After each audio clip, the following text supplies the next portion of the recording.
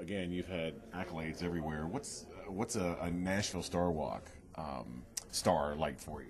Well, it's very, very special. I don't know exactly what I'm going to feel when I walk out there and see it for the first time, but it's extremely special, and I just thank everybody that had anything to do with making it possible. You've lived in Nashville about 8 times longer than anywhere else, is my guess. So tell me about the changes, because we were talking about you playing the Opry in the '50s.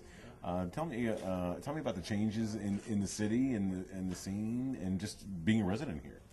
You know, I think from my standpoint, one of the biggest changes is the fact that when I came here and started hanging around here late 50s, early 60s, the country music industry was really kind of looked down upon by most of the town, the people that had lived here and all the founding fathers, so to speak, and the music business has kind of had to earn its way into the consciousness, I think, of so much of this city.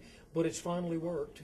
We beat our heads against the wall for a long time, hoping it would work, and it finally has, and it's so wonderful to see the music business be accepted. You know, you used to walk in somewhere and somebody would say, "What do you do for a living?" "You know, I'm in the music business." And now you can go, "Hey, I'm in the music business," you know, and be proud of it.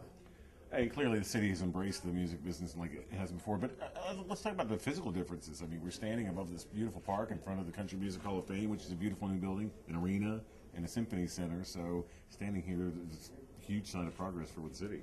Well, you know, I thought when I moved here that Nashville was a pretty big town, and I thought that the music business was a large industry, but compared to what it is today, it was very, very small.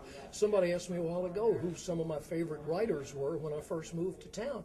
And, you know, there was just a handful of them. You start naming writers now, and you're standing here all day naming thousands of them. But back then, it was just a small little handful. And we dreamed back then of the day that we'd have the wide acceptance that we have now, but I'm not sure we ever thought we'd really see it. Or, say, a hockey team in the second round of the playoffs. How about that? Go Preds!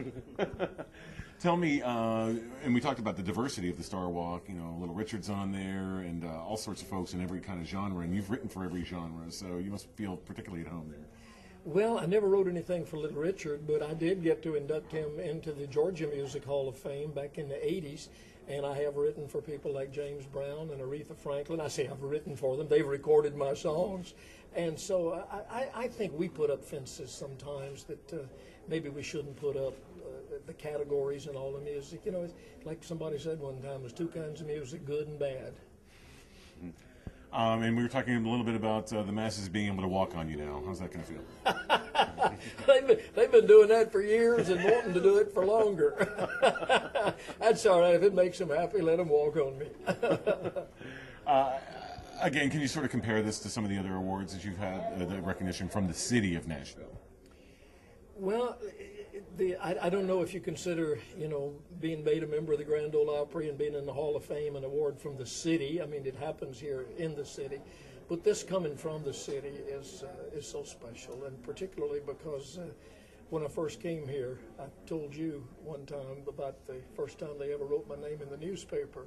And the caption said, "Here's a picture of Bill Anderson and his guitar. Can they make it in Music City?" And fortunately, I think we've answered that question.